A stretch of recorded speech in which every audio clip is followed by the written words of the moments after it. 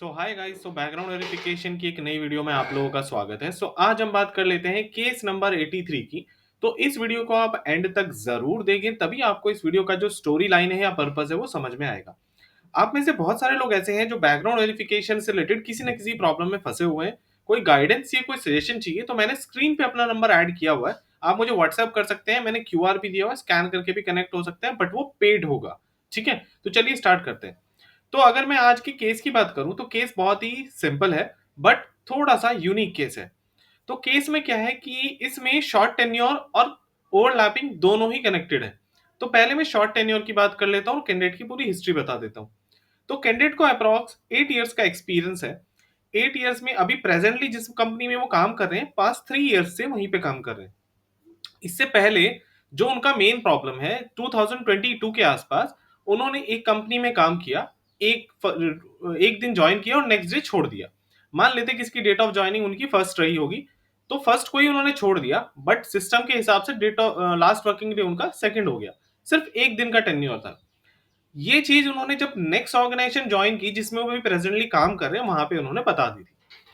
अब उनको कोई प्रॉब्लम नहीं आई, 3 साल से आराम से काम कर रहे थे। लेकिन अभी प्रेजेंट कंपनी उनसे बोल रही है कि भाई जो वो आपने एक दिन काम किया था उस कंपनी, उसका एक्सपीरियंस लेटर चाहिए। फिर उन्होंने मुझसे कनेक्ट किया, तो मैंने बोला कि भाई ये तो बिल्कुल इलॉजिकल है, क्योंकि जब भी हम किसी ऑर्गेनाइजेशन में ज्वाइन करते हैं तो बीजीवी तो आपका तभी कंप्लीट हो जाता है। अब ये जरूरी नहीं कि मान लो किसी कैंडिडेट का कोई डॉक्यूमेंट उसमें कोई प्रॉब्लम था, तो मैं उसे 2 साल बाद या 3 साल बाद या 4 साल बाद बोलूंगा कि भाई तेरे डॉक्यूमेंट्स उस कंपनी में गड़बड़ थे, तो तू निकल जाए यहाँ से। ऐसा नहीं होता, क्योंकि जब कोई कैंडिडेट ज्वाइन कर रहा होता है, कंपनी के पास अगर बीजीवी है तो पूरा इंफॉर्मेशन चेक करके कलेक्ट करके रिपोर्ट क्लोज करने के बाद ही उसका सैलरी प्रोसेस होता है। इतने बाद में नहीं होता। तो मैंने उनको यही बताया कि भाई देखिए, हो सकता है कि कंपनी ले ऑफ करना चाहती हो, तो उनके पास अभी कोई परफॉर्मेंस से रिलेटेड कोई रीजन ना हो, क्योंकि आपकी परफॉर्मेंस तो ठीक है। तो उन्होंने ये वाला रीजन चूज कर लिया। तो जैसा कि मैंने पहले भी कहा है अपनी वीडियोस में कि बहुत सारी कंपनी ऐसी हैं जो बीजीवी को एज ए टूल यूज करती हैं ले ऑफ और टर्मिनेट करने के लिए। बट हाँ, ऐसा सब कंपनी नहीं करती है, क्योंकि ये बहुत ही कॉम्प्लिकेट प्रोसेस है। मान लेते किसी कंपनी में 1000 एम्प्लॉयज हैं, अब मेरे को ले ऑफ करना है, तो ले ऑफ करने से कंपनी की बदनामी होती है। तो कंपनी क्या करती है, ठीक है भाई, ये जो 1000 एम्प्लॉयज हैं इनके ना बीजीवी रिपोर्ट्स निकाल लो, और अगर 1000 लोग हैं तो 20 25 50 लोगों की तो कुछ ना कुछ प्रॉब्लम होगी ही बीजीवी में। किसी का ओवरलैपिंग है, किसी का शॉर्ट टेन्योर है, कुछ ना कुछ रहेगा। तो हम उनको टर्मिनेट कर देंगे, हमारा भी काम हो जाएगा, और इनको ये लगेगा कि इनको डॉक्यूमेंट्स के बेस पर टर्मिनेट किया गया है। ठीक है, तो ये आप लोगों को भी ध्यान रखना चाहिए कि बीजीवी कितना इंपॉर्टेंट है। दूसरी बात, अगर किसी को ले ऑफ करना है तो वो तो वैसे भी करेगा, कोई ना कोई रीजन दिखे, performance issue, what ever, cost issue, जो भी है। ठीक है, अब कैंडिडेट की हिस्ट्री पे वापस आते हैं। तो अब कैंडिडेट काफी परेशान हो गया। अब जब मैंने उनसे पूछा कि अभी आप प्रेजेंट कंपनी में हैं या छोड़ चुके हैं, तो प्रेजेंट कंपनी छोड़ चुके थे। लेकिन वो इतने ज्यादा परेशान थे कि वो ये चाह रहे थे कि जो जो फर्स्ट कंपनी है वहां से उनका किसी तरह एक्सपीरियंस लेटर मिल जाए। तो मैंने उनको ये बोला कि आप पुरानी कंपनी में कनेक्ट करें।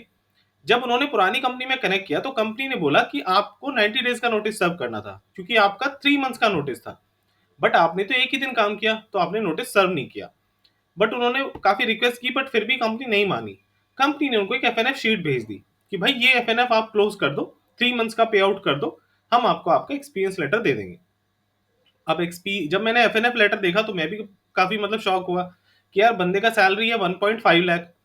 अब अगर मैं उसका इंटू करूं 3 महीने से, तो वो लोग 4.5 लाख बैठता है, मतलब 4.5 लाख रुपए उसको पे करना है कंपनी में, और तब जाके उसको एक्सपीरियंस लेटर मिलेगा।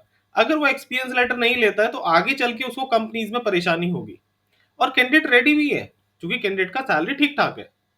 मैंने उसको बोला यार आप अभी दोगे तो आप उनसे कुछ बात तो करो, एक बार ईमेल करके कोई कन्वर्सेशन तो करो।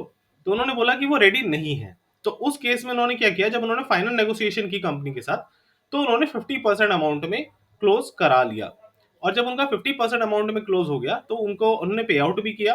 पे आउट करने के बाद उनका एक्सपीरियंस लेटर मिला, और अभी वो नेक्स्ट कंपनी में जा रहे हैं ज्वाइनिंग के लिए, या जो भी इंटरव्यू देंगे वहां पे उसको यूज करेंगे। तो समझने वाली बात यह है, केस तो चलो जो हो गया हो गया। आप लोगों को ये समझना है कि जब भी आप किसी कंपनी को ज्वाइनिंग कर रहे हैं, तो आपको ये मेक श्योर करना है कि एक बार अगर आपने ज्वाइनिंग फॉर्म भर दिया और आप ज्वाइनिंग कर लिए वहां पे, तो आपको फिर वहां पे अगर छोड़ना है तो नोटिस पीरियड सर्व करके ही छोड़ो, नहीं तो आपको आगे चल के प्रॉब्लम आएगी। देखो मैं कभी किसी कंपनी का, किसी एचआर का भरोसा नहीं कर सकता, क्योंकि देखो ऑब्वियस सी बात है, आपका करियर है, आप कम से कम 20-25 साल तो जॉब करेंगे ही, ऐसा तो है नहीं। भाई मिडिल क्लास आदमी है, उसको तो जॉब ही करनी पड़ती है, अगर उसके बाद इतना पैसा होता तो वो जॉब के लिए क्यों जाता। बट ये चीजें कंपनी या एचआर नहीं समझ सकते, ठीक है, क्योंकि उनको तो पैसा मिलता है। एक एक बिजनेस करने वाला आदमी है, वो तो सिर्फ इसलिए हायरिंग कर रहा है ना कि उसका काम हो सके। उसको क्या मतलब आपका करियर खराब होगा, बीजीवी होगा। ये काम सिर्फ आप ही का है कि मेरे को अपना बीजीवी क्लीन रखना है। और ये मैं हमेशा कह रहा हूं कि आगे चल के उन्हीं लोगों को जॉब मिलेंगी, या वही लोग सरवाइव कर पाएंगे जिनका बीजीवी ग्रीन रहेगा। जिन लोगों का कोई भी प्रॉब्लम है, जैसे एक दिन का टेन्योर है, ओवरलैपिंग है, या ड्यूअल एम्प्लॉयमेंट है, ये ऐसे रीजंस हो जाएंगे आगे चल के कि जॉब मिलना मुश्किल हो जाएगा इन लोगों को। बट ऐसी बात नहीं कि जॉब नहीं मिलेगा, बट हो सकता है वेल ऑर्गेनाइज या बड़ी कंपनीज में ना मिले, छोटी कंपनीज में मिल जाए, क्योंकि छोटी कंपनी में वर्क कल्चर इशू होता है, सैलरी इशू होता है, कम सैलरी होता है, तो लोग ज्वाइन नहीं करना चाहते। तो आई होप ये वीडियो आप लोगों के लिए काफी लर्निंग वाला रहा होगा। और लाइक शेयर कमेंट जरूर करें। और जो भी आपकी क्वेरीज है या क्वेश्चन है या फीडबैक है, तो प्लीज मुझे व्हाट्सएप करें, या आप लिंक यहाँ भी कमेंट कर सकते हैं।